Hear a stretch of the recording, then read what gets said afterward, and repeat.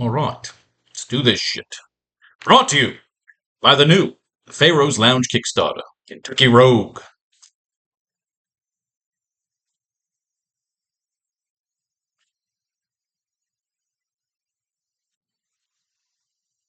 We are 14 pages into Chapter 2 of our AracKnight saga. Quick recap and we'll jump into the new pages. Chapter 1 I'll start putting on sale as soon as we finish.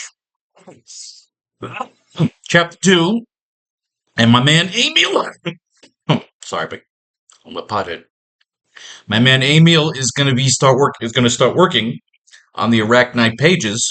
So we'll be evolving the novels as we start getting the line art. Then we'll color it and letter it.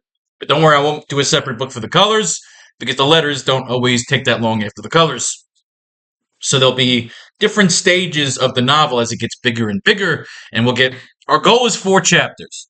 A 4-chapter graphic novel coming out to 96 pages with concept covers, a little couple bonus pages, essentially a 100-plus page project. All right, let's get to it. We opened up our story again with the Batman the Animated Series homage, with the blimps and the dirigibles, and a couple of bad guys trying to get away. Spider-Man, of course, foils it. He chases down the Master Planner's thugs. They fight on top of a dirigible. Spider-Man takes a bunch of them out. He's got Uncle Ben on the radio, serving as his Alfred, his mechanic, his butler, his driver, his go-to man. Also, so Spider-Man's not always talking to himself. Now, when Spider-Man tries to save the day and take some pictures of himself using his drone cameras, he falls into a booby trap. Whereas this Sinister Six, we don't know if it's Dr. O, we don't know if it's the Chameleon. We know somebody is ransoming the city, threatening to destroy the Mars colony. And the idea is Spider-Man's going to save the day. But we have the Chameleon here who's going to be pretending to be Spider-Man and framing him for the whole problem, causing problems for him throughout Empire City. The idea is, I originally thought when I was laying this out that the climax of the story was going to be Spider-Man foiling, the destruction of the Mars colony. But the way we're lining up here, it looks like we're going to have it be the climax of this particular issue. So it's not going to be the main event. It's going to be the halfway point of the entire graphic novel story. Because again, we're doing it kind of like an all-star Spider-Man thing, where we're going through the old issues in order and mining it like you mine for crypto. We're getting ideas from the old vintage Spider-Man art, along with our own creativity and our own reference. And the idea is you can do it your way, you do it my way. This is just anybody that ever says, I don't know how to write, I don't know what to write about. I'm saying this is my method, that I go through the old stuff and I pull out my new stuff and I pretend like I'm a screenwriter hired to adapt this material to TV, movies, whatever. And then you have fun with it. If you can't have fun writing, then there's no point in doing it. It's just another fucking job. And a stressful one nonetheless. All right. So again, once Peter gets his pictures of foiling the gem heist, whatever heist he's foiling, he will go and apply to Now Magazine, run by J. Jonah Jameson, who is the voice we hear of everything. He's like the media mogul of Empire City. We start revealing a backstory of Empire City, is that Empire City, again, is like New York. A civil war breaks out, a second civil war. Empire City secedes from both the North and South, East and West, and basically deals arms to both sides. Empire City gets stupid, fat, rich, builds a golden dome, ultimate fucking cool city. There's fucking global warming, there's melting, it's everything. It's like the AI city, but like I said, expanded. Cyberpunk, fun. We're going to give our artists a whole bunch of cool shit to reference. And as we draw the pages, we'll give Empire City as much of a life, the same way Gotham City is a character, the same way New York was a character for Spider-Man. We usually call it Empire City, so we can just do whatever the fuck we want with it. We mold it and shape it as our own urban planning. And I always liked the way DC did it was they'd have Metropolis and Gotham, fictional cities, but I always hated when they try to mix real cities. I'm always saying, just Westeros the fuck out of your universe and go with the fictional shit. Easier that way. So, Peter applies to work for Now Magazine, hoping it's going to be a lead, but it turns out J. Jonah Jameson knows nothing. Nobody knows nothing about who's trying to ransom the city for $20 billion in gold bullion. So the idea is we throw the looter in here. Spider-Man's fighting the looter, but it turns out as he's taking out the looter, he is basically sabotaged. Someone cuts his web line, attacks him, shocks him with an electroshock stick, and it turns out it's going to be the Chameleon, who reveals himself to Spider-Man as the man who murdered his parents.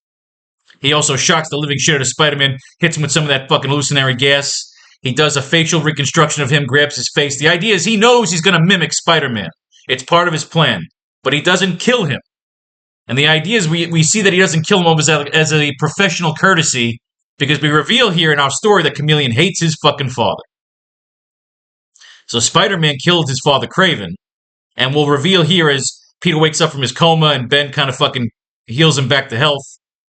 Peter's going to confront Ben, and Ben's going to say, look, my brother was not like that. He even slaps him when Peter starts saying that his parents were fucking rogue agents, working for the bad guys. Ben slaps him silly and says, look, your parents were good people. If there was something bad, they didn't know. So, what we came up to here was we have page 11, cut to Ben in the car. Okay, we got all this. The idea now is that Spider-Man has come out of his little mini 2-day coma. Ben took him to his parents' lab and hooked him up to the IVs, got him all healing. Peter's going to get pissed, and they're going to say, look, my brother was a good man. But whatever we need to find, they search the entire lab, and they find the file on Sergei Kravenov, Kraven the Hunter, which reveals that when Peter's parents were working on recreating the super soldier serum, Kraven brought in his son as a test subject. Now, Peter's parents are not at fault here because they did experiment on the kid, but instead of becoming a super Captain America, he mutated and became this chameleon-like character. And what we have with the chameleon's powers is that they're not infinite. The idea is in order to mimic someone, he has to touch them. Whatever tech he has in his suit, he is using for facial reconstruction scans, and so he can mold and shape facial paste. And we're going to show it here. We're really going to showcase his powers here in this particular issue. We're up to page, we did 14 pages. We have 10 pages. We're going to have a nice fight here. We're going to have the whole Mars colony scene here now. And Peter and the chameleon are going to fight. Maybe we'll kill him or we'll take him into custody, whatever the fuck. The point is, by the end of this, the idea is that Peter should take the fall. Spider-Man should take the fall for the near sabotage. Of course, the Mars colony will take off with the Fantastic Four in it. And so on and so forth. Of course, we'll have to fix all this before we print it out, because some of these are laid out. So, we reveal that Chameleon was experimented on by Peter's parents. The experiment was sort of a failure. Didn't make him Captain America, but it did give him powers. So the idea is now we have a connection between these two characters. We have a little bit of darkness over Peter's parents who were killed in front of him, making him a Bruce Wayne Batman type. We have the dark elements. We have Uncle Ben as his Alfred. We've changed up a lot of the elements of the Spider-Man story to make it our own. And you can take this as inspiration. And as we led into our last 2 pages from the last class, we saw that the chameleon went into Kraven's lair and destroyed it. Burned all his trophies, all his stuffed animals, all his conquests. Chameleon burns it down.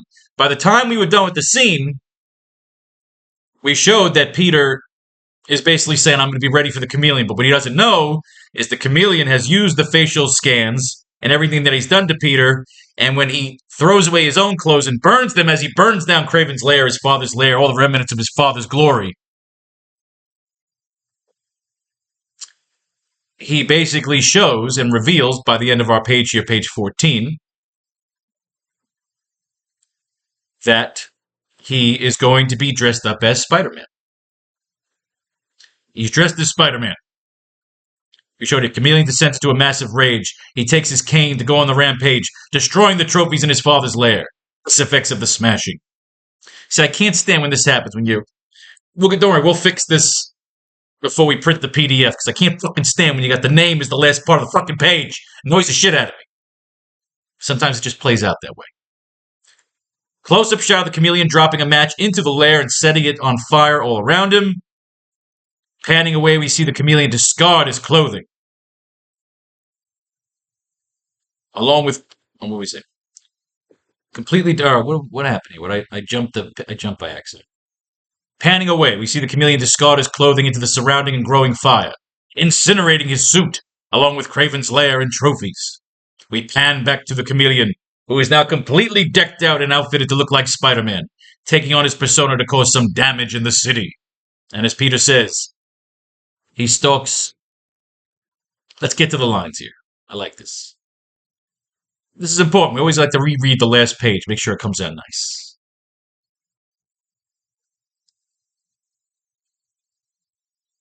Here we go. Page 14. We cut away to the chameleon returning from his visit to the underground lair of Dr. O. Dr. Octopussy. Dressed in his white suit, his electroshock cane and rose in his lapel that he sniffs as he enters his lair. Uncle Ben and Peter talk over the scene. I think I found something, with reference to human trials. A patient named Dmitri Kravenov. Kravenov. He's Craven's son. The hunter, stalker. The one I wrote to you about? The one who trained you. The one you killed. Yes. The son of a bitch seemed happy about it. With good reason, I imagine. Craven volunteered his son for experimentation. One of the pride of having his son become another Captain America. Subject shows the ability to replicate the skin and features of anyone he touches. So the experiment in essence fails, and he doesn't become a super soldier. He becomes the chameleon. Let me have a space there. There we go. He stalks my parents, using whatever skills he picked up from his father. He finds out they have a new subject, albeit an inadvertent one, but a successful one nonetheless. So if he can't get the formula, then he'll be back for me. If he can't replicate the formula. So if he can't replicate the formula, then he'll be back for me. And I'll be waiting. We pan back to the chameleon. Oh, I like it. All right, ladies and gentlemen, let's do this. Page 15 and 16 is our goal for today's class. We've got comic books lined up here. Amazing Spider-Man 43 and 44. We're hoping to use both those issues to pull 2 pages. And if not, we'll delve into more comics. But as of now, that is the goal. So if you did your homework, you've read ahead. Always read ahead because we don't read in class. I am not a lullaby. I am not a storytime reader. We go through the comics. That was your homework. And we want to mine page 43 to write page 15. Let's go through our notes and see what we got to play with here. We only got a couple of paragraphs of notes, so let's play around. Dr. Octopus could be like Mendel Stromm, whose ideas were taken by Mayor Osborn, who took over Empire City. So we have a backstory here for what we're revealing is Dr. Octopussy, or Dr. O, whatever we want to do with him. We are showing in our little backstory here that he is the guy who built the technology that is Empire City.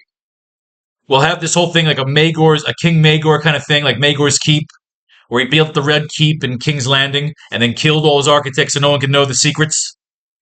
We could have had this where Mayor Osborn tried to kill Dr. Octopussy, Dr. O.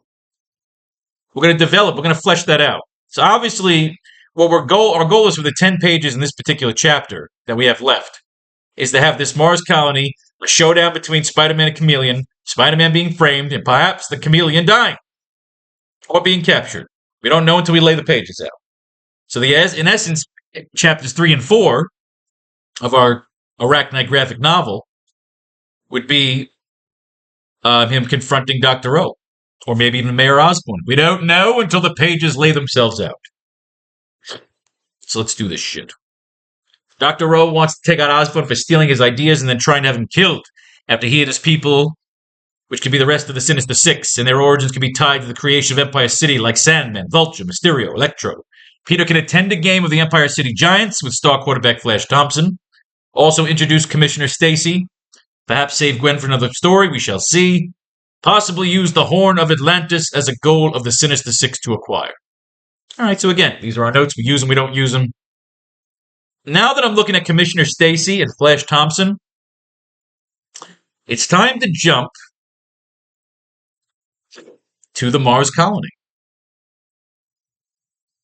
We just had Peter coming up from his coma, getting the history of Dmitri Kravenov. We have Dmitri unleashing his suit and being dressed up as Spider-Man.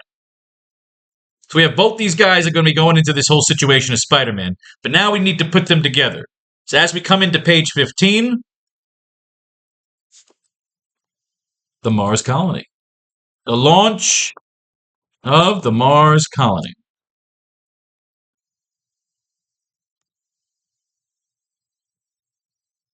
We can show some celebrities showing up to stand along the dais.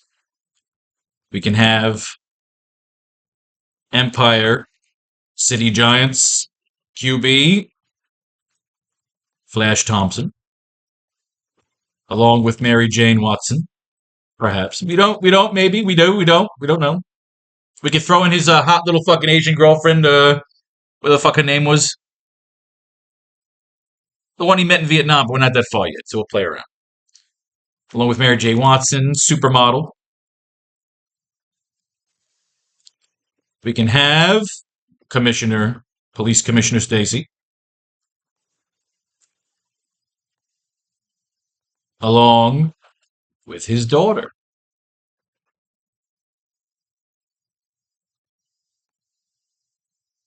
With his daughter, the DA. We can make her like fucking Rachel Dobbs. Again, we maybe do it, we don't do it. We don't do it. Tony Stark.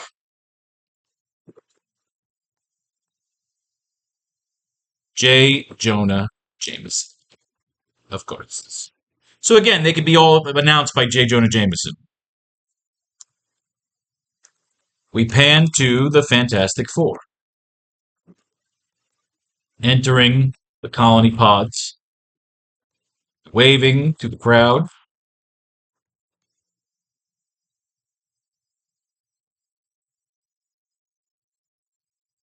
The Chameleon can have a montage of scenes where we see his powers at work as he takes out several security guards and scientists, technicians, as he gets closer to the colony launch pad. Sabotage it.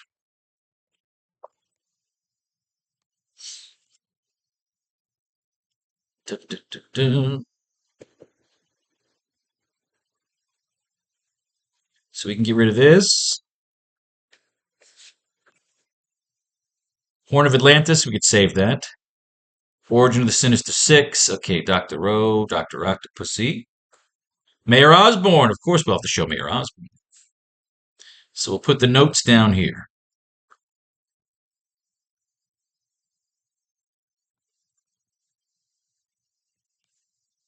Mayor Osborn.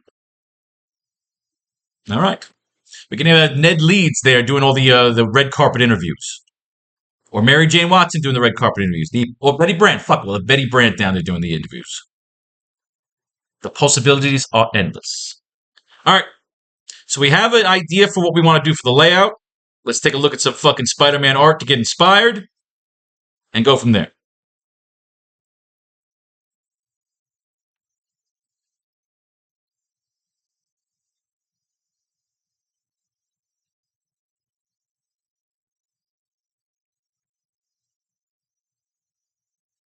Okay.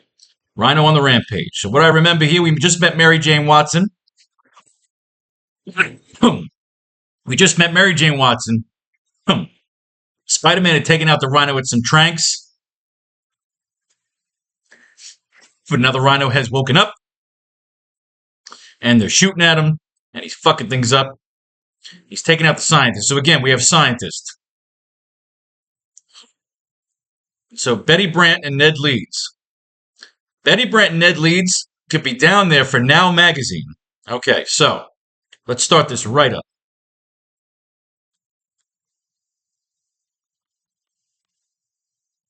We cut to an overview of the overview of what?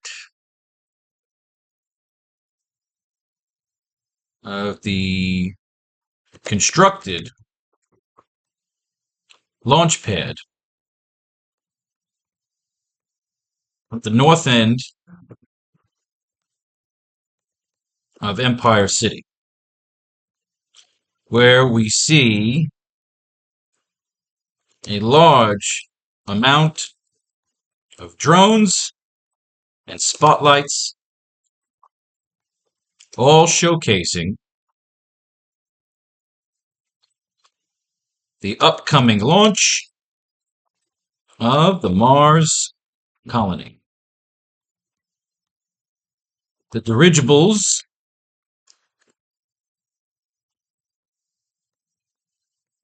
and drones are being waved off to maintain distance and security.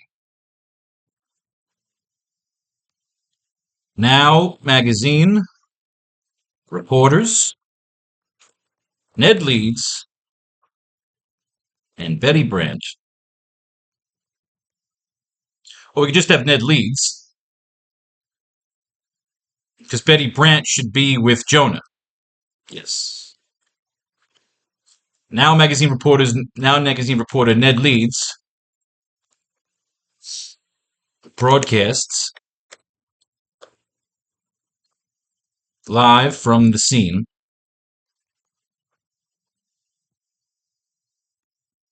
There we go.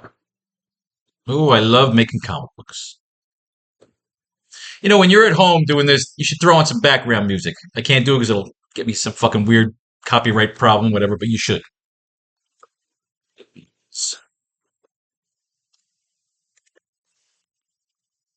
Live from Uptown. Live from Uptown Empire.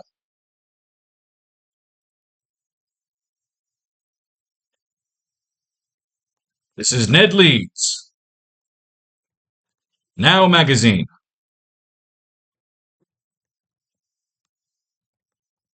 And you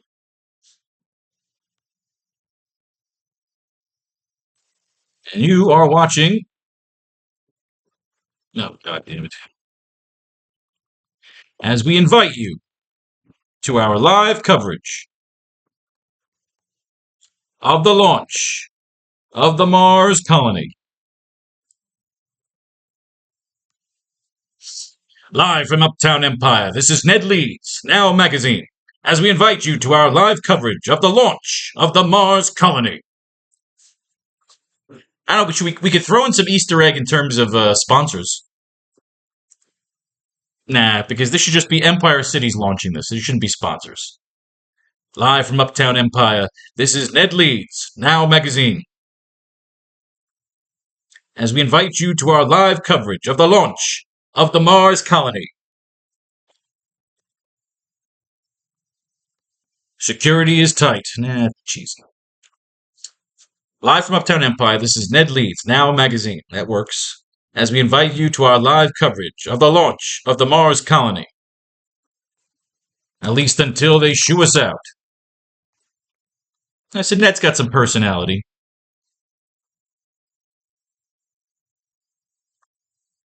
Live from Uptown Empire, this is Ned Leeds, Now magazine, as we invite you to our live coverage of the launch of the Mars colony. At least until they shoo us out. Do we want to talk more here? Let's play around some more. Because eventually, let's get to the celebrity part. Isn't it lovely, Mr. Foswell? All right, so Ned Leeds is our lead reporter here. Jonah comes running in. The Rhino just escaped. Where's Peter Parker?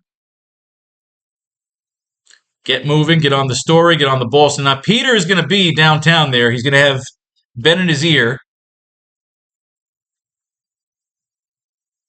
And then Ben could be the one that tells him, I can't get any drones in here. They have shock sensors. They're shutting down any drone that gets within a mile of the place or 10 feet of the thing or something. We need a barrier. We need a barrier that means no other cameras are getting in. Get on the ball, get the story, get out of here. Get moving, get on the ball, get the story, get Parker, get out of here. I love it. You two, break it up. This is a newspaper, not Lover's Lane. So now Peter, of course, is smitten with Mary Jane. Of course, they made Mary Jane look like Anne Margaret. She is drawn to perfection. There, she's hoping they hit it off, and then she starts dancing, which is a little weird. Just dancing right there in the fucking living room. But, Mary Jane don't give a shit. You're going to take her downtown on the bike. We love this shot. This is a classic fucking shot, man. This is a great shot. Daredevil's downtown. So obviously what they're doing here is giving a little bit of a rub here. They want you to get a little Daredevil action here. Now we can toss fucking Matt Murdock into our little celebrity thing here. District Attorney Matt Murdock. Fuck that. He could be our Two-Face. Ooh, I like that. Ooh, I like that. Let's jump, motherfuckers! Live from Uptown Empire. No, you know what? I don't like Uptown Empire.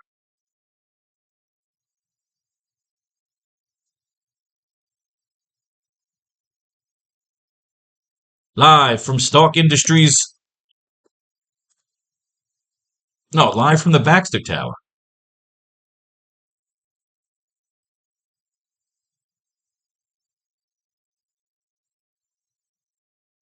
Or the Oscorp Station. Live from the Oscorp Station. Live from the Oscorp Station. This is Ned Leeds, Now Magazine, as we invite you to our live coverage of the launch of the Mars colony.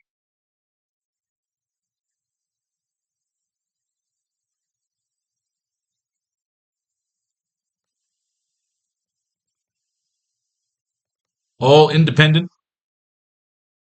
No, okay, at least until they shoo us out.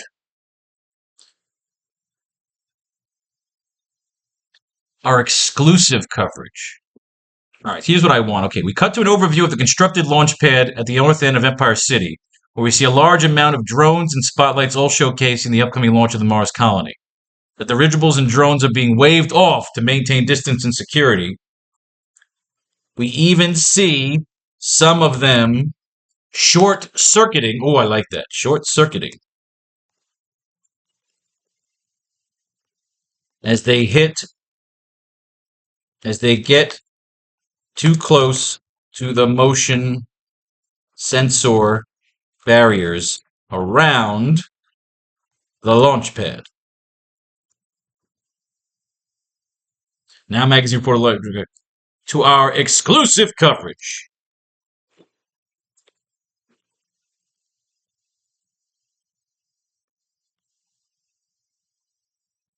To our exclusive coverage of the launch of the Mars colony. At least until they shoo us out. So that's all you need. You're showing drone short circuit. You don't need to explain it. Too much exposition is a cheesy way to write. Okay, now, let's bust out some celebrities.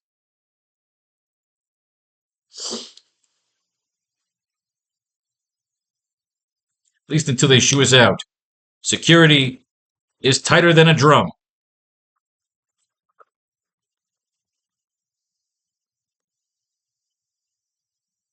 Security is tighter than a drum. As Mayor Osborne has vowed, all measures are taken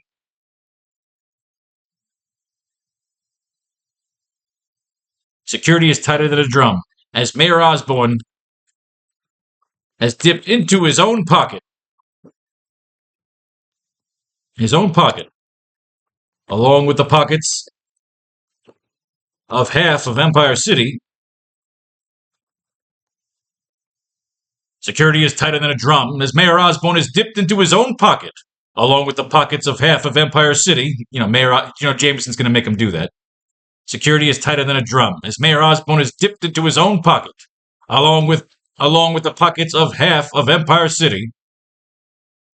Security is tighter than a drum, as Mayor Osborne has dipped into his own pocket, along with the pockets of half of Empire City, in order to assure the safe and spectacular. In order to assure the safe and spectacular. What? Security. In order to assure the safe and spectacular. In order to assure the safe and spectacular what? Security is tighter than a drum, as Mayor Osborne has dipped into his own pocket, along with the pockets of half of Empire City, in order to assure the safe and spectacular launch.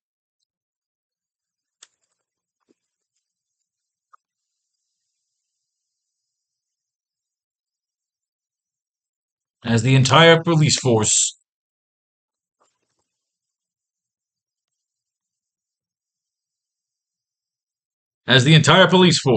along with the local militias,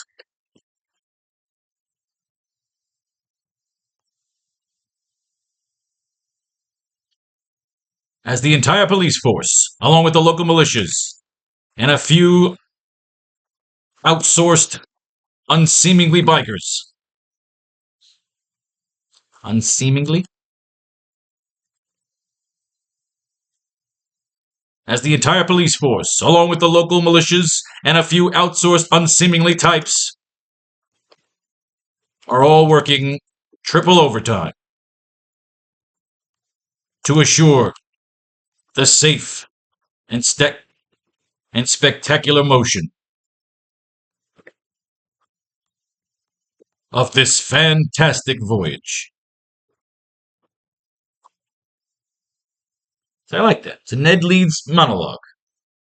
Live from the Oscorp station, this is Ned Leeds, Now Magazine, as we invite you to our exclusive coverage of the launch of the Mars colony. At least until they shoo us out. Security is tighter than a drum as Mayor Osborn is dipped into his own pocket, along with the pockets of half of Empire City, as the entire police force, along with the local militias and a few outsourced unseemingly types, are all working triple overtime to assure the safe and spectacular motion. To assure the safe and spectacular motion of this fantastic voyage.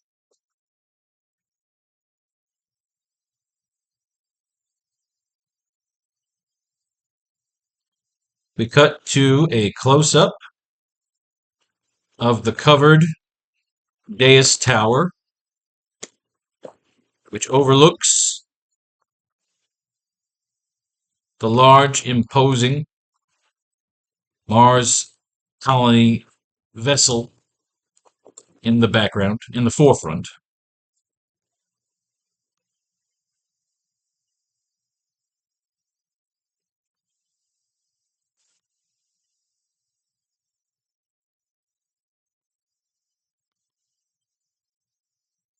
You show a who's who of Spider-Man universe as Easter eggs for future characters and appearances.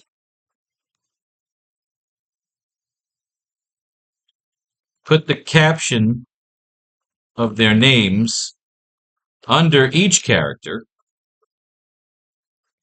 as Ned announces their arrival on the makeshift red carpet at the base of the tower.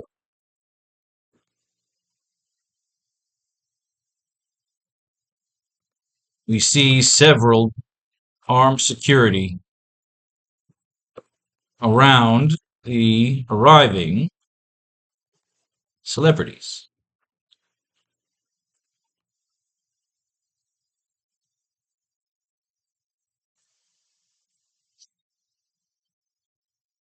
As Ned announces their arrival, right? We have that? As Ned announces their arrival. Okay, good.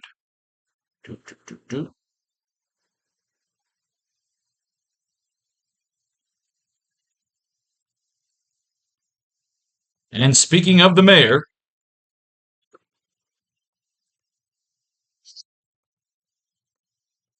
that's him arriving now, along with a who's who.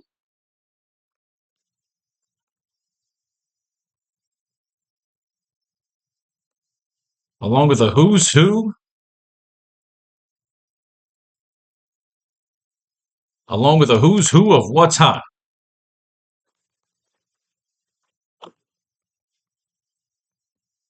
And speaking of the mayor, that's him arriving now, along with a who's who of what's how in Empire City. We have Mayor Osborn, Mayor Norman Osborn.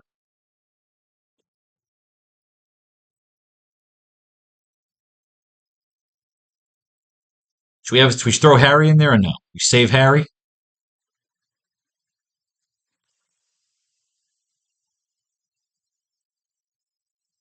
Should we throw Harry in there? Fuck it.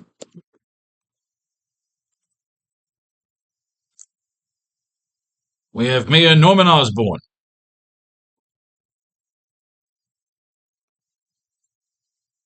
who are waving to the crowd. And speaking of the mayor, that's him arriving now, along with a who's who of what's how in Empire City. We have Mayor Norman Osborn, Empire City Giants quarterback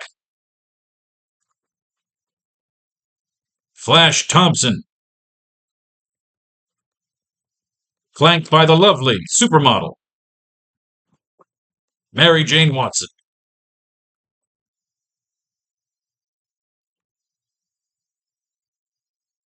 Right behind them is Police Commissioner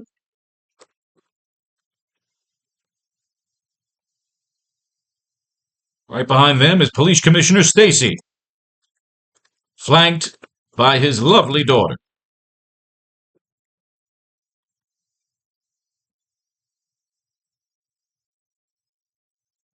Right behind them is Police Commissioner Stacy, flanked by his lovely daughter. Just the who's who, baby.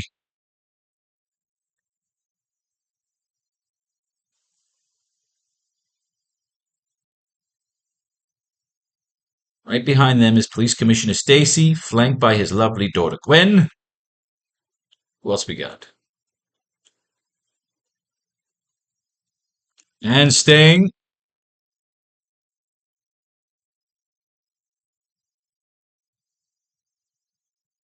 right behind them is Police Commissioner Stacy, flanked by his lovely daughter Gwen. And staying with the theme of law and order, we have the District Attorney, Matt Murdock.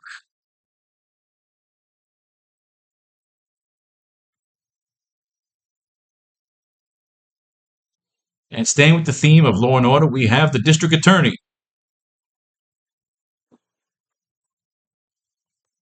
We have the District Attorney, Matt Murdock. I like it. I like it. And bringing up the rear. And bringing up the rear. Flanked by the lovely. No, we did lovely, right? Flanked by the always stunning Betty Brandt, our exalted owner. Isn't that exalted? Our exalted owner and chairman, J. Jonah Jameson. So you can make that a long shot. You can make that several panels. We can make that a big panel. In a comical effort, Jameson nearly trips walking along the carpet, with Betty catching him before he completely eats it and spills. Sometimes you can't write eats it because my Filipino artist might not get the slang. All right, so we've introduced the celebrity. That's going to be a big panel. All of them walking up the dais, doing their thing. And then this is pretty much going to be a 3-panel page. And let's move the notes, the chameleon notes, to 16. This is going to be a 3-panel page. This is a glamour shot. This is a Spider-Man Easter egg. Have some fun. Really let Emil have fun with the pencils and show it off. Put those notes here. All right.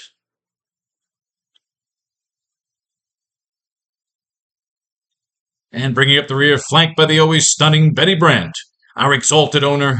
That's not the right way to spell it, obviously. Exalted, no H, huh? All right. Our exalted owner and chairman, J. Jonah Jameson. So we'll have Jameson nearly trip up the stairs. We pan to the Fantastic Four entering the colony pods and waving to the crowd. The crowd and cameras.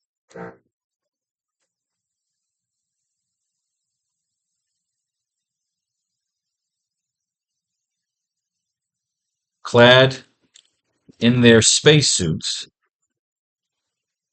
So we really don't get a look at them yet. And for good reason. To use them mainly as an Easter egg for a later story. For their own adventure. Okay, so Ned will talk over the scene again.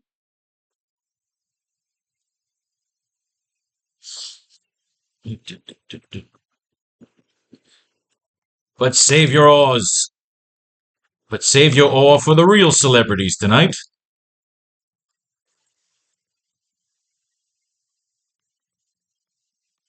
Quartet.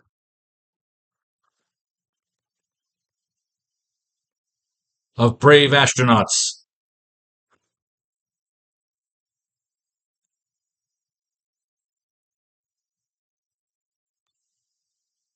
The quartet of brave astronauts. Risking life.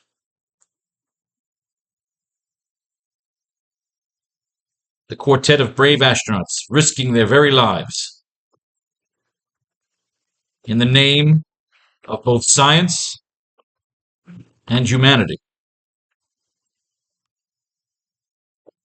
The Civil War that raged outside the walls of Empire City. The Civil War that raged, not rages, that raged.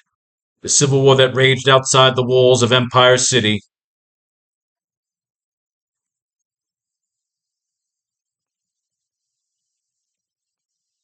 has left both physical and mental destruction.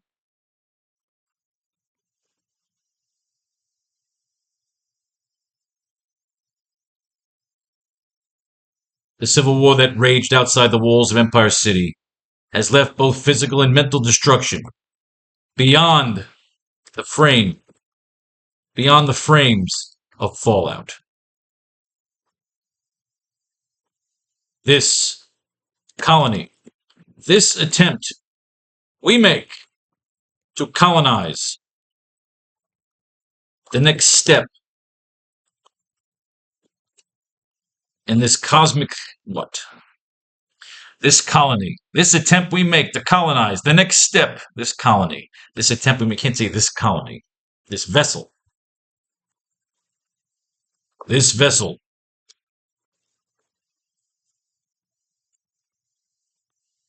this vessel, this attempt we make to colonize the next step on the cosmic ladder, on the cosmic trip. Ooh, I like that. Oh, Flash reference. This vessel, this attempt we make to colonize the next step on the cosmic treadmill will be piloted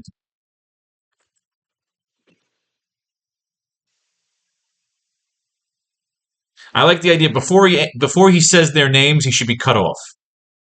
But save your all for the real celebrities tonight. The quartet of brave astronauts risking their very lives in the name of both science and humanity.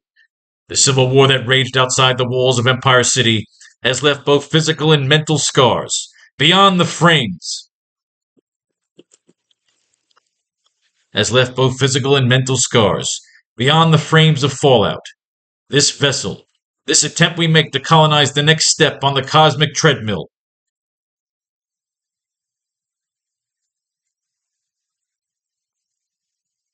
will help seed the wastelands with hope. Let us introduce these pilots, these pioneers. They are the Fantastic. And Jameson should cut him off, before he says the Fantastic Four.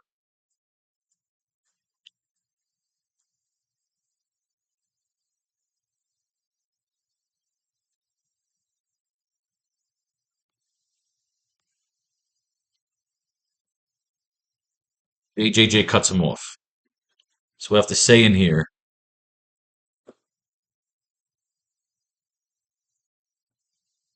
Ned keeps broadcasting until Jameson cuts him off.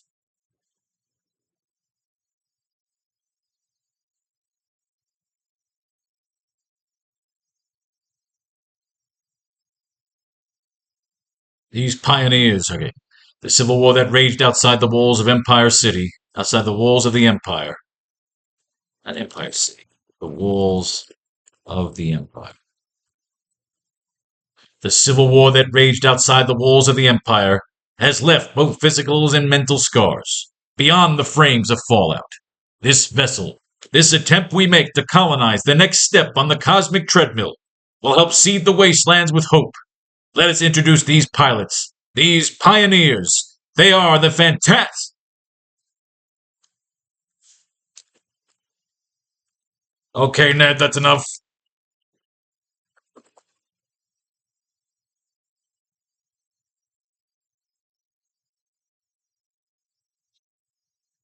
Okay, now that's enough. Now clear out before they accidentally shoot you.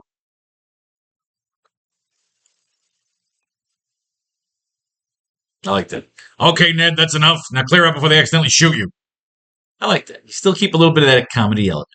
He's on this like, Ned's trying to make a name for himself as a reporter. He's on this massive monologue, and Jameson's like, dude, shut the fuck up. And I like that. We get our celebrity Easter eggs in there. We get a nice fucking red carpet fucking arrival. We get Jameson. We get the fucking Fantastic Four about to enter the fucking vessel. And once we get page 16 done here, we will be 3/4 of the way done. The first two eight, right? Every 8 pages is a quarter, yes. No, it's the third. We did the first half when we got to page 12, finished page 12. So now when we finish page 16, it'll essentially be the end of Act 2. If you're doing it like that, but it's not really the end of Act 2 because we're just kind of starting up our action scene here. Doesn't matter. Sometimes it's nice to lay it out that way.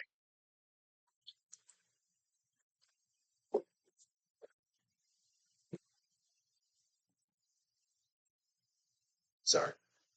Made a wet spot. All right. This is charged. Here we go. All right. Let's do the cheat. All right. So back to our comic book because now we're on page 16 so we can finish this one. Let's see what ideas we had. Literally just looking at Matt Murdock, we just came up with that whole fucking scene. I loved it. All right. We got Matt Murdock. So what we get here is they're basically the lawyers for the Rhino. Spider-Man fought him once before. He'll probably tackle him again. I wish Daredevil could go after him now, but the web slinger deserves the first crack at him. So they were just kind of throwing Daredevil in there. You ain't going to see him again. And what do we got here? Yeah, Colonel Jameson. He was going after Colonel Jameson. We have him here as the Russian. I was a nobody, just a hired hood, muscle man doing dirty jobs for a bunch of spies. So we're not using the Rhino yet in this one. We don't even know. Maybe we'll get to him. But it doesn't matter. Let's see what they do here. Now, for the most crucial part, you must lie motionless. Do not move a muscle. We're about to apply my greatest invention, a form of molecular adhesive. As much of the part of you as a second skin. All right, so they got him alive, strongest man alive. He's busting shit out. He's busting shit up. He's punching through walls, another fucking wall. Spider-Man ought to be along soon. So now Mary Jane and Peter get to the scene. Oh, shit. Oh, no, well, we'll show Peter. We don't have to show Peter showing up with the celebrities. We'll pan to Peter and the chameleon there. Peter's going to be looking around for the chameleon. Let's get that in before I forget. Pan to show Peter on the scene. Taking pictures for Jameson.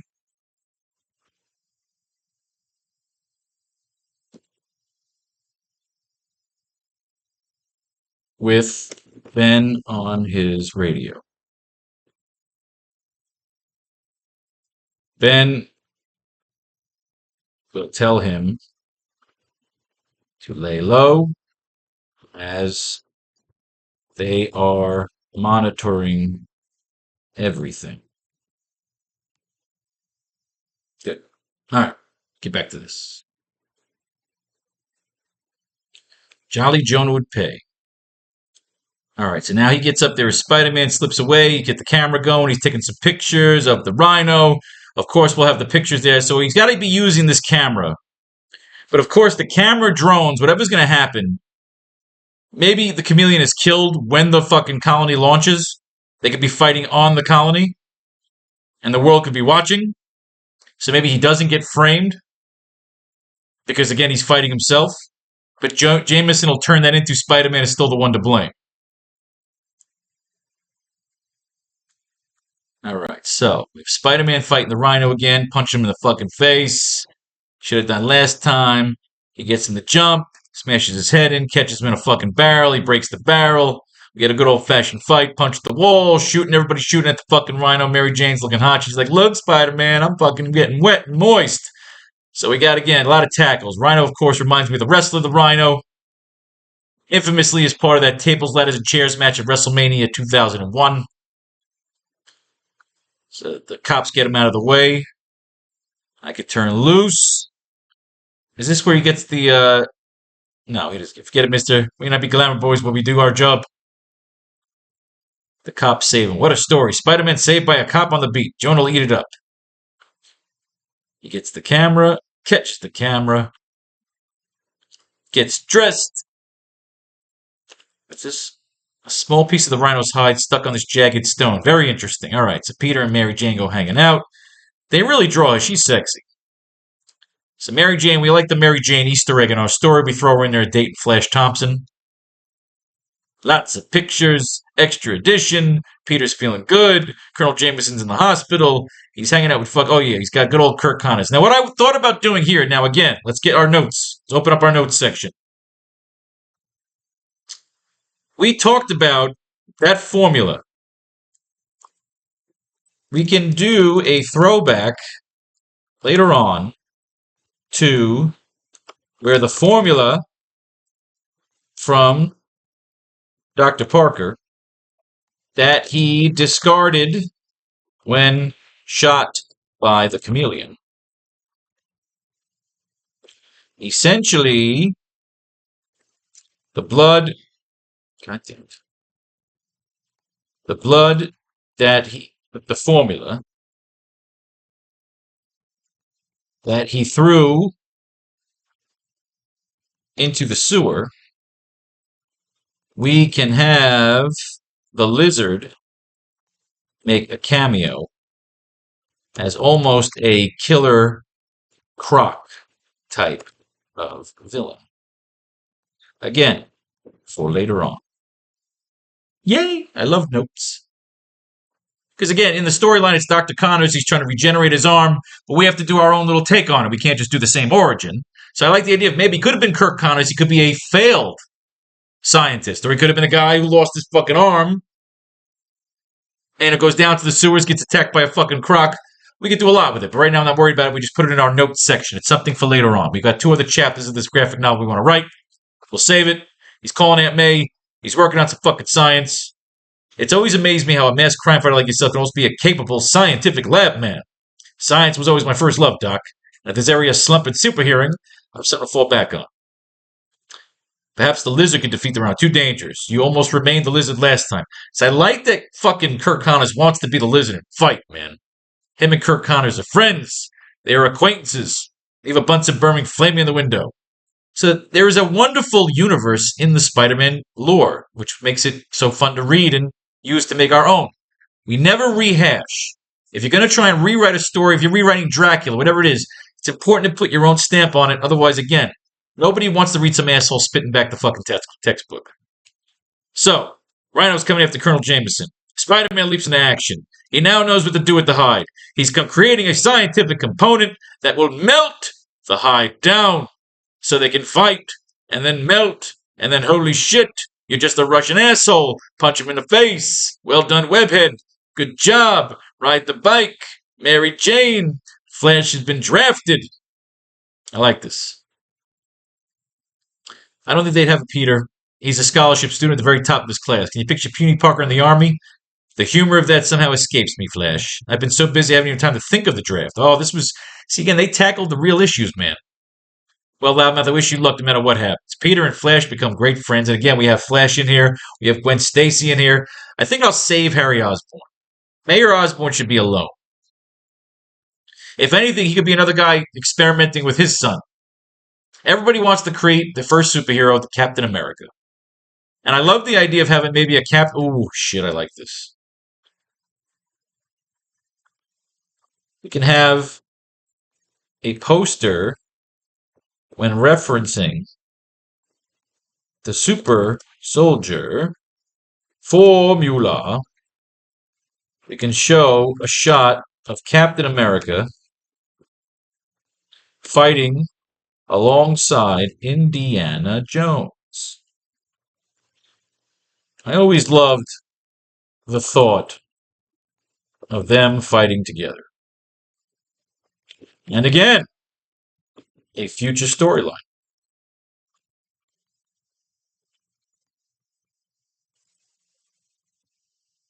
The Horn of Atlantis. Ooh, shit. Indiana Jones and the Horn of Atlantis. I like that. Which is a team up with Captain America. You see all the cool shit we do here.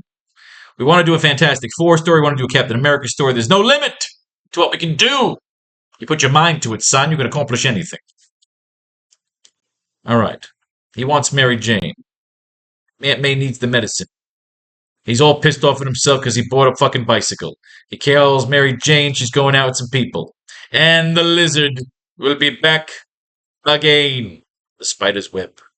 I used to love reading the sections because I used to write letters to Spider-Man, and I always wished that once they maybe fucking print one of my goddamn letters. I don't think they ever did. When I'm thinking about it, I don't think they ever did. It kind of pisses me off if you think about it. 1 second. Go back for a second.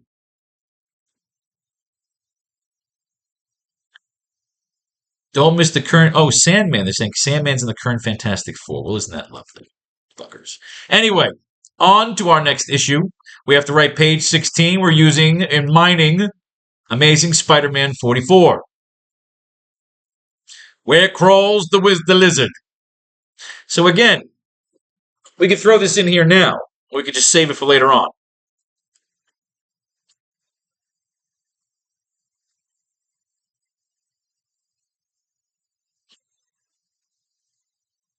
Indiana Jones and the Horn of Atlantis. I love that.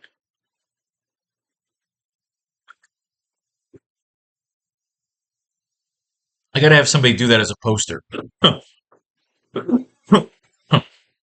See, I'm playing with this idea now. I've hired some new artists to do some commissions for me. Now I want that to be a commission.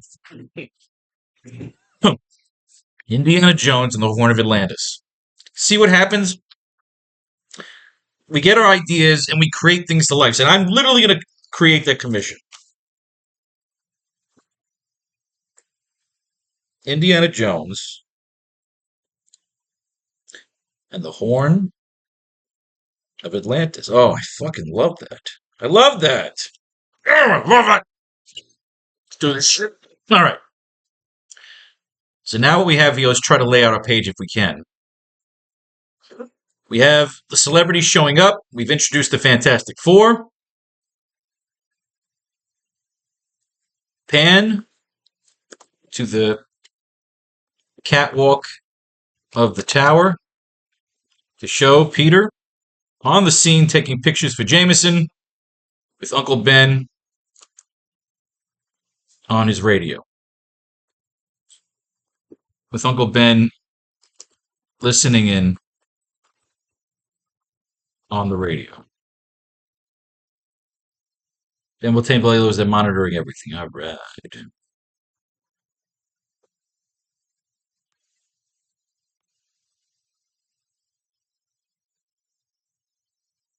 JJJ. How you doing out there, Parker? No jitters?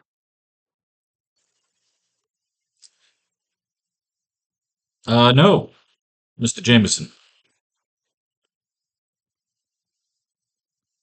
No, Mr. Jameson, sir.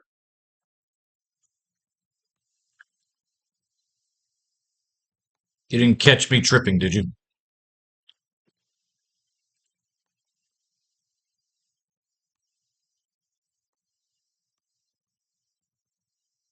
Panned up. I panned up, sir. All right, good. Little byplay between the two of them. So we now show Peter is on the scene.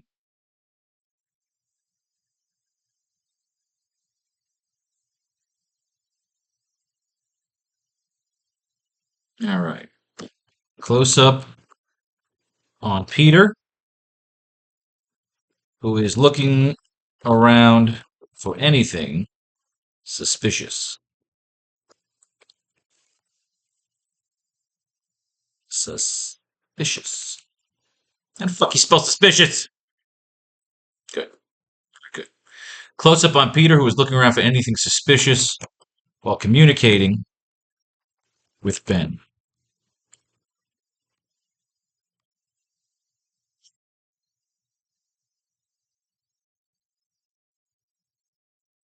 Then we'll say,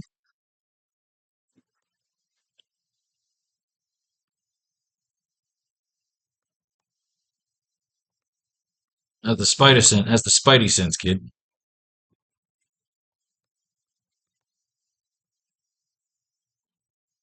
How's the Spidey sense, kid? Quiet for now.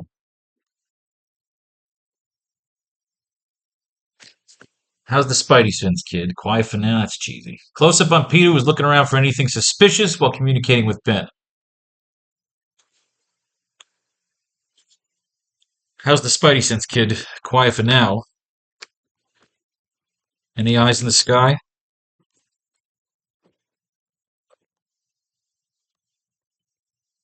Negative, kid.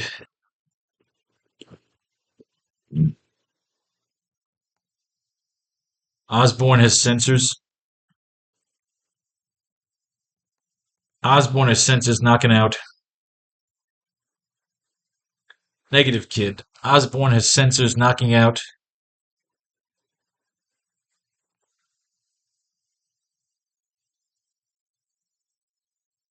Osborn has sensors knocking out every drone that doesn't bear his stamp.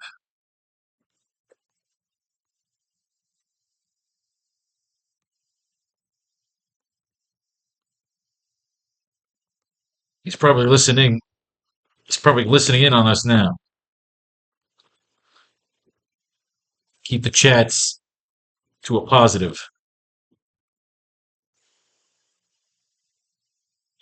Osborn has sensors knocking out every drone that doesn't bear his stamp. He's probably listening in on us right now. He's probably listening in on us now. So keep the chats to a positive. All right, so that's just a simple close up on Peter fucking looking around. Him and Ben have a quick back and forth. Ben's telling him, I got nothing in there. We got it as a way of Ben saying, look, you're deaf, dumb, and blind. I can't help you. I can just talk to you, but I shouldn't talk to you because they're probably listening. So keep the chats to a positive. So what we need here now is we need to go from Peter looking around within these 4 panels to getting that next connection to the chameleon. So we can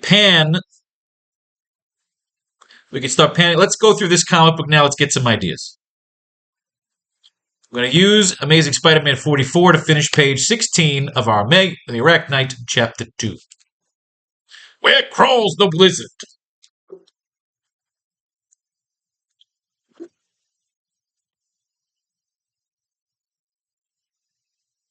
Aunt May's going on vacation. Very good. All right, so Peter is taking Aunt May to the train station. She'd go to Florida.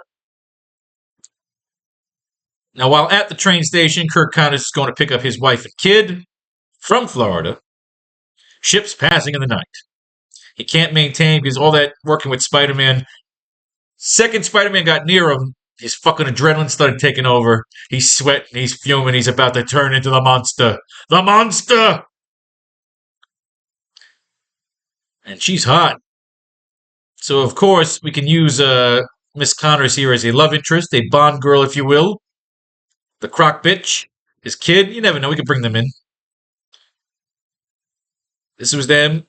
I didn't realize the same serum that enabled me to grow a new arm would also change me into a human lizard! The fact that if Spider-Man hadn't saved me by giving me the antidote. So we have to give him a cool origin, a very good monstrous origin. But again, in our first issue of this graphic novel, when Chameleon shoots Peter's parents, before Chameleon can steal it, he throws that fucking vial in the fucking sewer.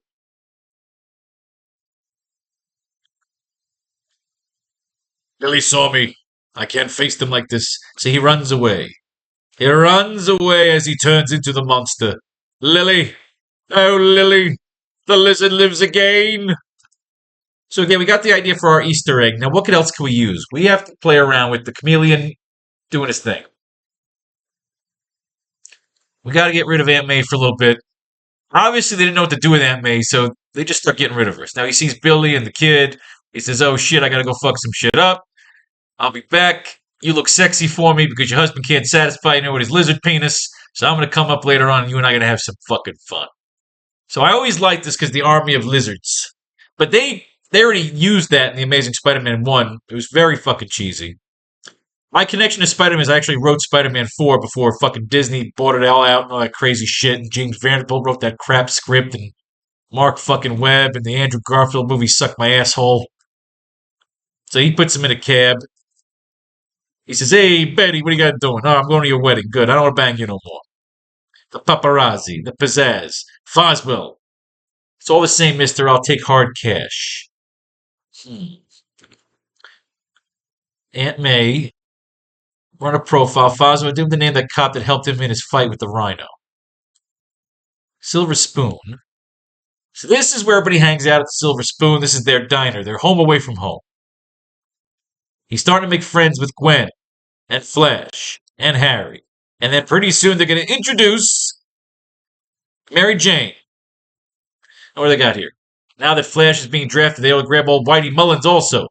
What a chance you have against Metro U. See, they're throwing in Easter eggs in the Fantastic Four. Metro U is part of the Fantastic Four universe, which I always liked. Mary Jane, Peter's date. See, again, this was what made the Spider-Man comics so unique, was that Peter Parker's life was just as interesting as the Spider-Man stories.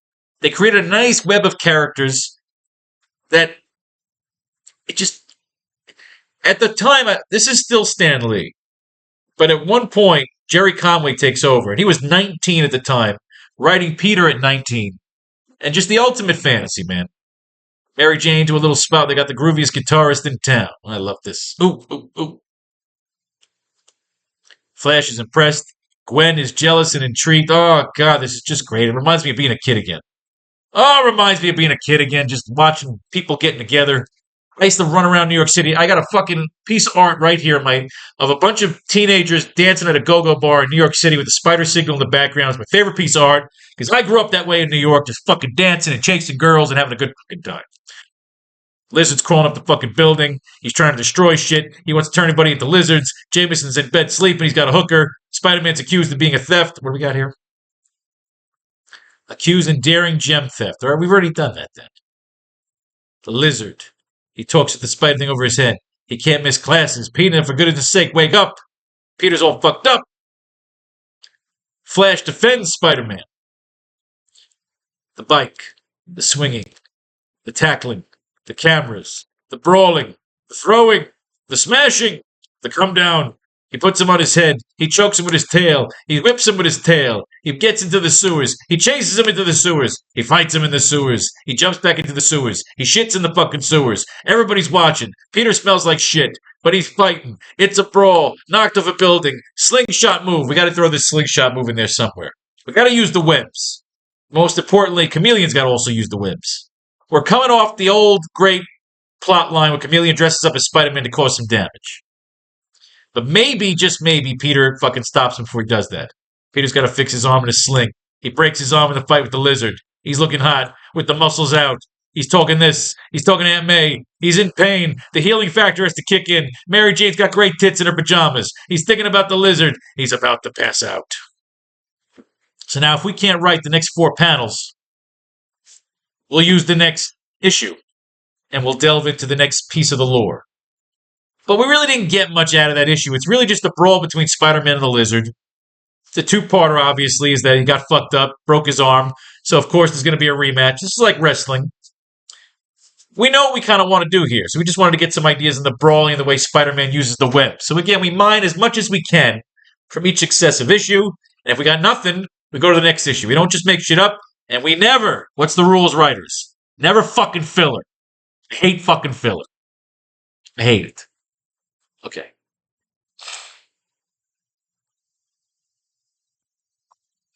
Pan across the platform.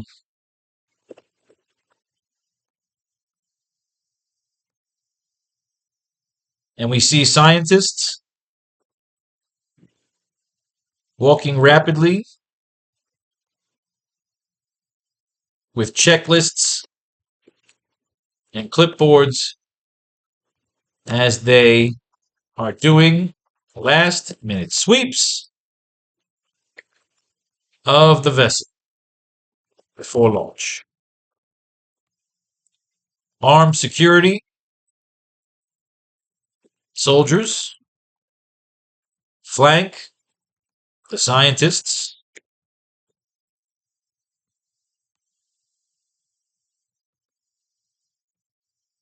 As we see them pass a cleaning technician who is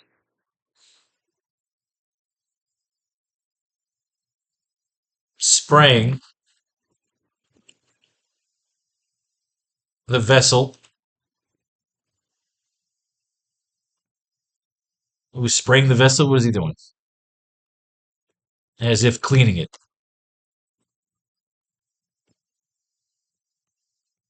The scientists, as we see them pass a cleaning technician. Let's see, as we see them pass, they pass. They pass a cleaning technician who is spraying the vessel as if cleaning it. Who is spraying the vessel? He's fucking cleaning it. There we go.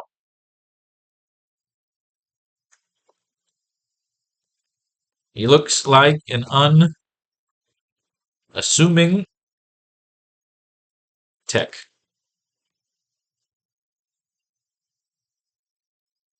We'll get to the lines in a second.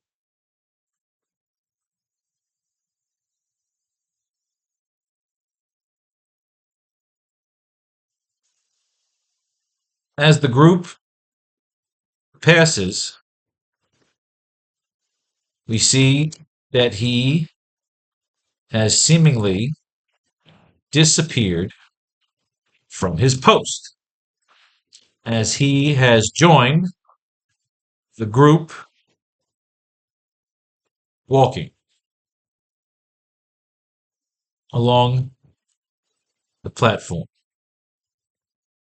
So I don't know if Emil will get that. The idea is you're seeing the group walking towards him, and then when you cut to the next shot, no, I don't like that.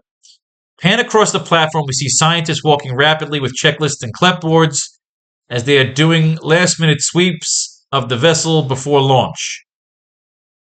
Armed security soldiers flank the scientists. They pass a cleaning technician who is spraying the vessel. He looks like an unassuming tech.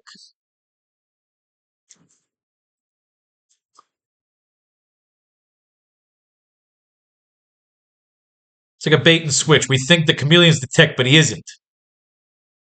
As the group passes, all right, one scientist lags behind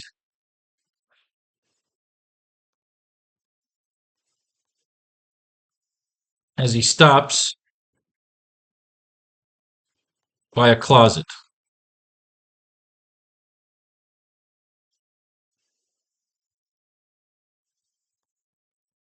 He is pulling out what looks like a cigarette, like an electric vape pen. He is sneaking away for a quick smoke.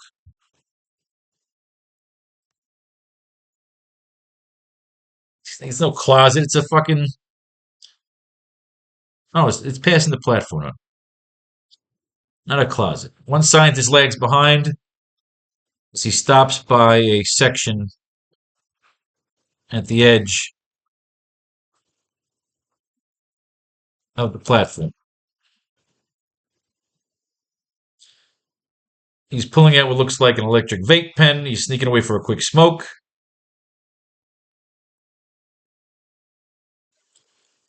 As he is about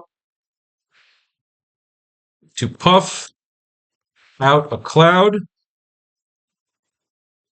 he is immediately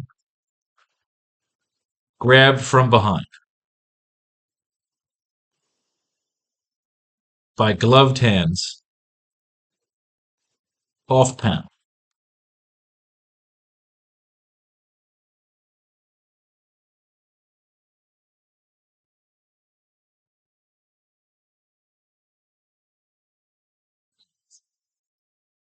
Let's move these notes.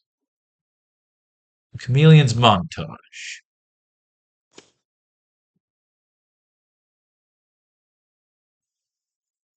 Do, do, do, do. As he's about to puff out a cloud, he is immediately grabbed from behind by gloved hands off panel. Okay.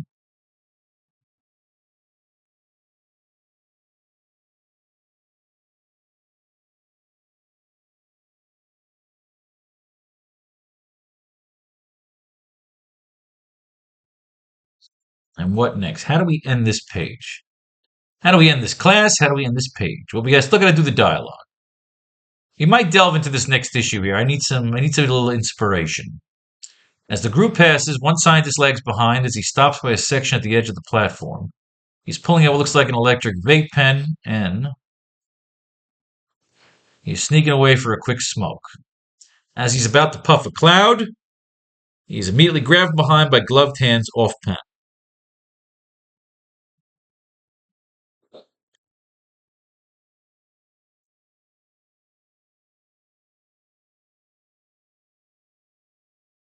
So what do we do with that last panel, panel 6 there?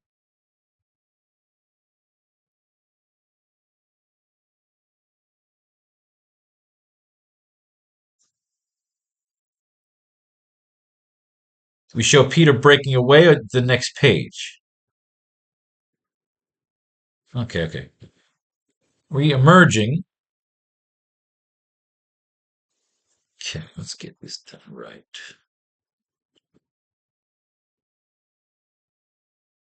We're going to look at one more comic book, so we're going to extend to 3 issues today. So I need an idea of what we're doing with the dialogue. So let's get a little more inspiration from Amazing Spider-Man 45. But let's write this last part out first. As he's about to puff a cloud, he's immediately grabbed behind the gloved hands of panel. Re-emerging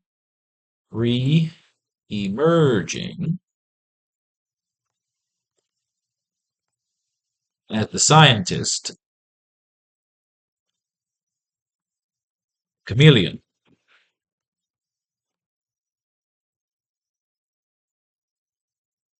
adjusts himself, adjusts his facial features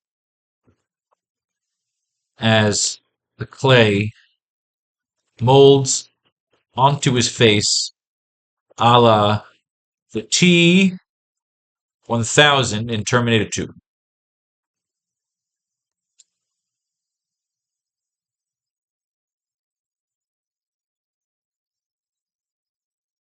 Adjusts his lab coat and facial features that the clay molds onto his face a la T-1000 in Terminator 2. I like that. Clutching his clipboard, he looks up with awe and avarice at the massive scale of the Mars vessel above him. Yeah, all right. I like that. I like that. See, it's poetry. It's poetry. They rhyme. All right, we need lines. I need 4 more paddles of lines. So let's do some mining. Let's mine Amazing Spider-Man 45.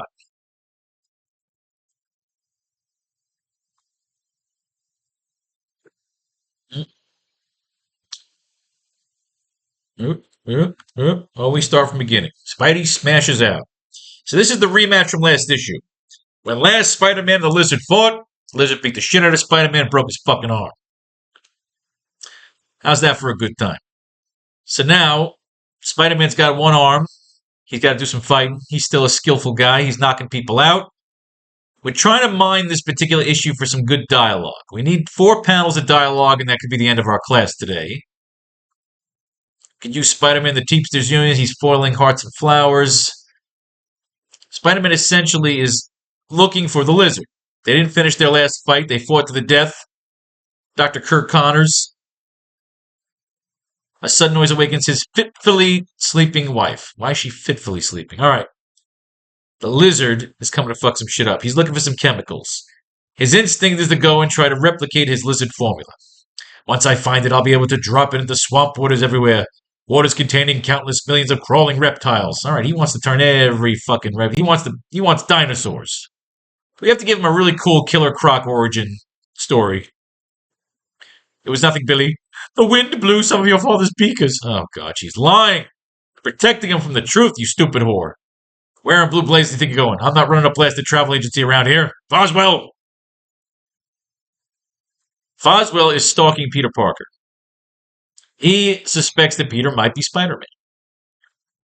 When we come back and we do pages 17 and 18, of course, we'll have 8 pages left in this issue.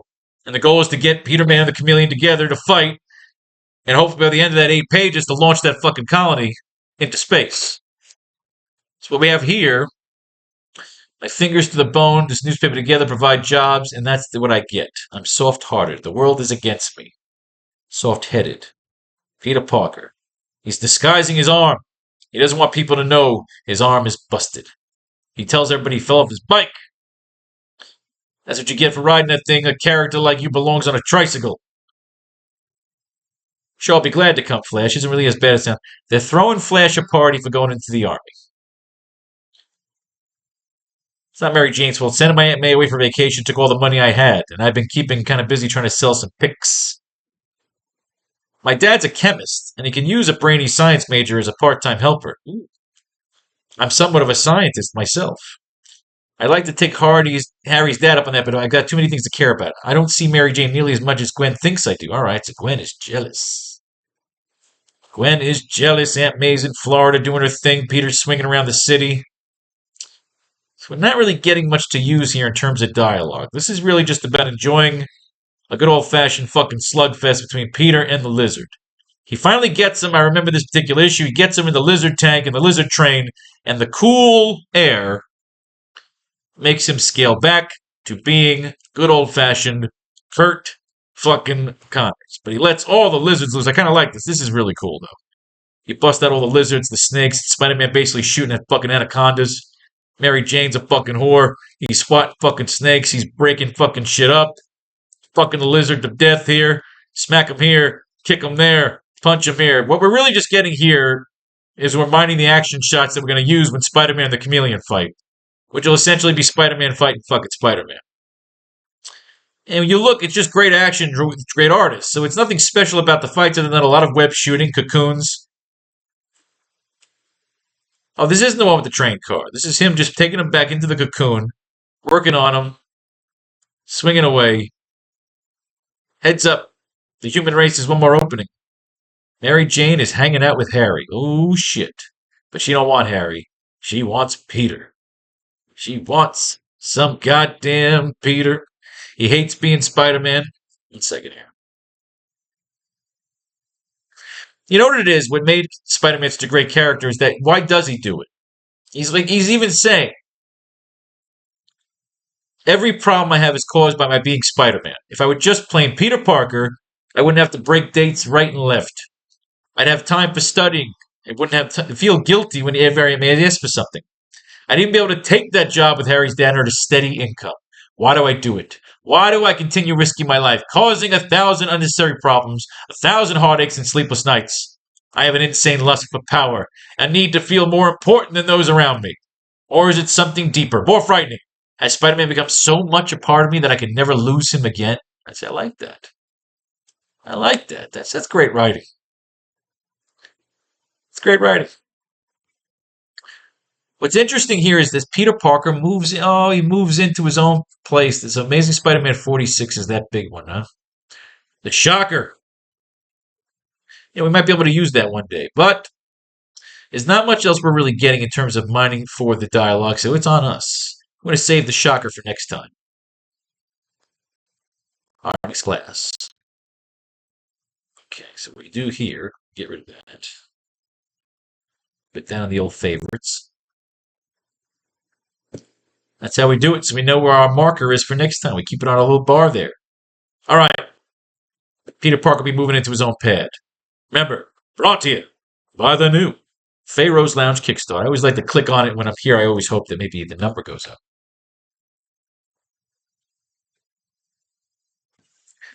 Yeah! Love when that fucking shit happens. Another 15% to go. 5 days to do it. Let's write our fucking dialogue here. He's probably listening in on us now, so keep the chats to a positive. Peter is going to basically describe what he thinks the chameleon should be doing.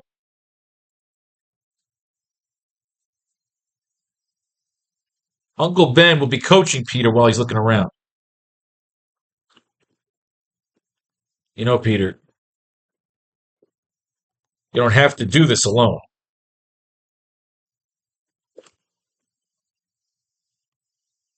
You know, Peter, you don't have to do this alone. You're surrounded by armed security.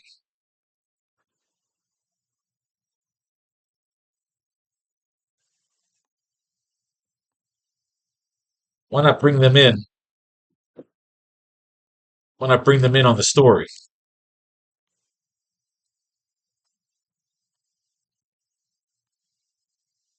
Because he can be any one of them. Discredit me. You know, Peter, you don't have to do this alone. I said, you know, Peter, I know this is personal for you,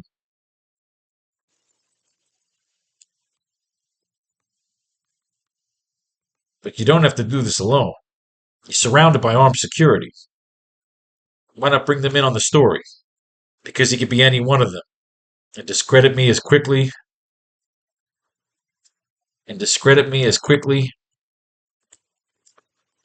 as I could call him out. You know, Peter, I know this is personal for you, but you don't have to do this alone. You're surrounded by armed security. Why not bring them in on the story? Because he could be any one of them. And discredit me as quickly as I can call him out. Plus,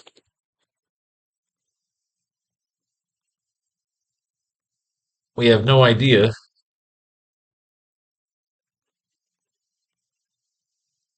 who's in on it with him.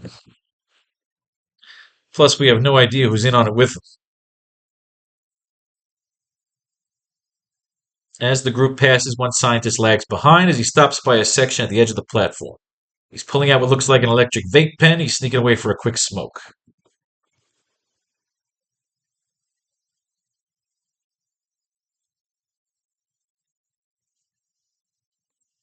Even with his disguise capabilities, even with his disguise capabilities, he would need a blueprint.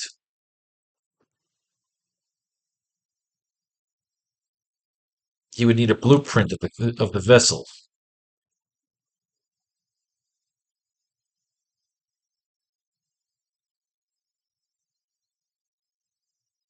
Even with his disguise capabilities, he would need a blueprint of the vessel.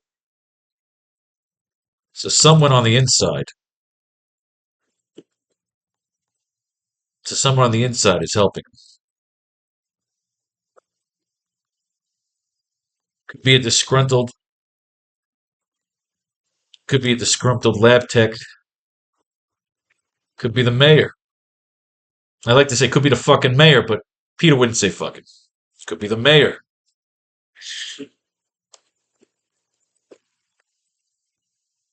Even with his disguise capabilities, he would need a blueprint of the vessel.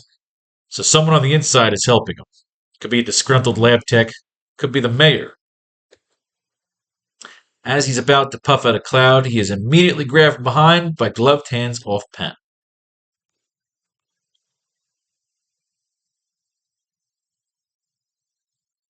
Peter.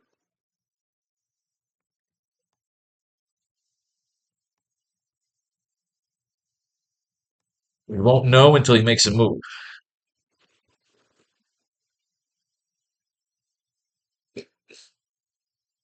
We won't know until he makes a move. So Uncle Ben will say, sorry, I can't be more of a help.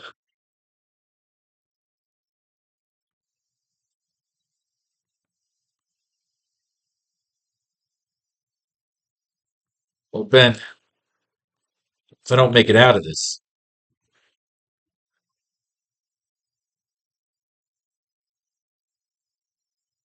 So they'll have a quick little moment here. We won't know until he makes a move. All right, so I want to move. All I need is we won't know until he makes a move. Just getting the gloved hands. So we're going to move this last bit of dialogue here. Clutching his clipboard. Here we go. Sorry I can't be more of a help. Well, Ben, if I don't make it out of this.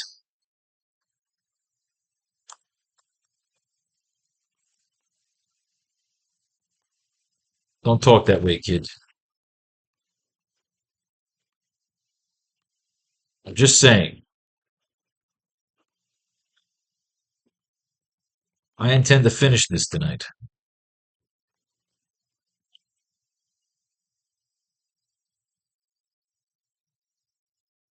Just saying. I intend to finish this tonight. I want to say I want to say thank you for having my back. It's kind of gay. It's kind of cheesy. Kind of cheesy. Kind of cheesy. We won't know until he makes a move. He makes a move. Okay, boom. So he makes a move. That's all you need is that line there saying he won't. We won't know until he makes a move.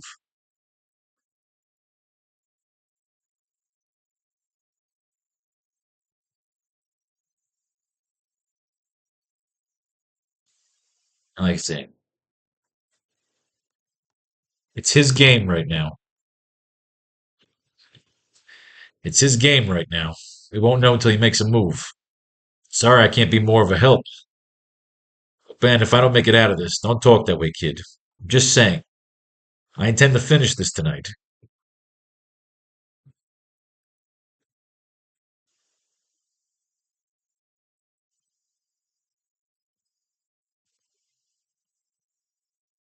And I'm glad. Well, Ben, if I don't make it out of this, don't talk that way, kid. I'm just saying. I intend to finish this tonight.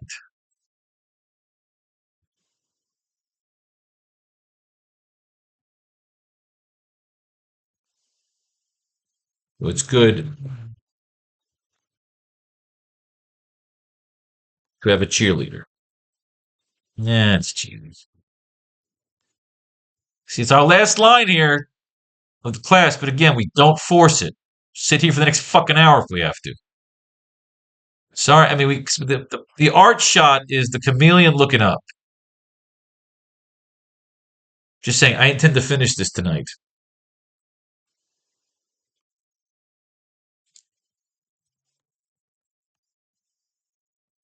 I'm not going to tell you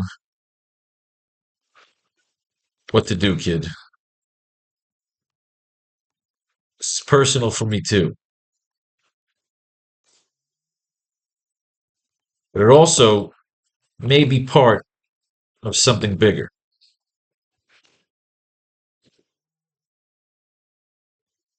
So before you go,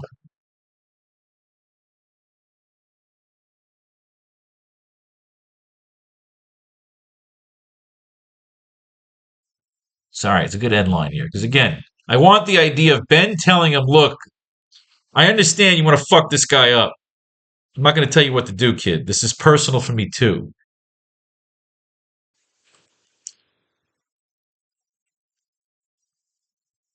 But there's also something bigger going on, something bigger at stake. I'm not going to tell you what to do, kid. This is personal for me, too. But there's also something bigger at stake. Bigger than your vengeance.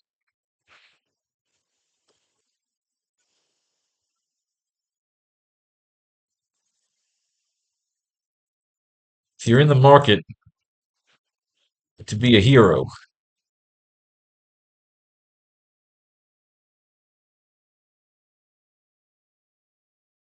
I'm not going to tell you what to do, kid. This is personal for me, too. But there's also something bigger at stake. Bigger than your vengeance. If you're in the market to be a hero,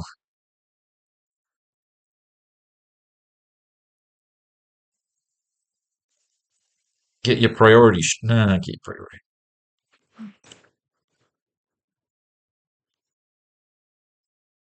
When we leave it there, I like it. If you're in the market to be a hero.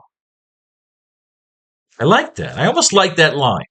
I'm not going to tell you what to do, kid. Because remember, Chameleon's looking up at the Mars colony. We know what's going on in his fucking head. He's got to destroy this fucking thing. Peter wants to kill the Chameleon. Ben is telling him right here. Okay? He's telling him right here. I'm not going to tell you what to do. I know you want to fucking kill him. This is personal. He's my fucking brother, too. There's also something bigger at stake. Bigger than your vengeance. If you're in the market to be a hero. If you're in the market to be a hero. It's a great line. You don't I don't like see Dick Rain. Oh, I want to do the right thing. That's boring. What makes us writers is the way we play with the words, we play with the dialogue. Ladies and gentlemen, that is a great way to fucking end the class today. Pages 15 and 16 are in the books. We got a bunch of notes that we took down today for pages 17 and 18 for our next class. May fate and faith decide your fortune, and if you should love what you read here, buy yourself a new copy of Faro's American Safari, Kentucky, Kingpin Fried Rogue. We make coffee table books. We make art books. We make comic books, graphic novels, textbooks. We do it all. We're the shit. Peace, love, and war. All that shit in between.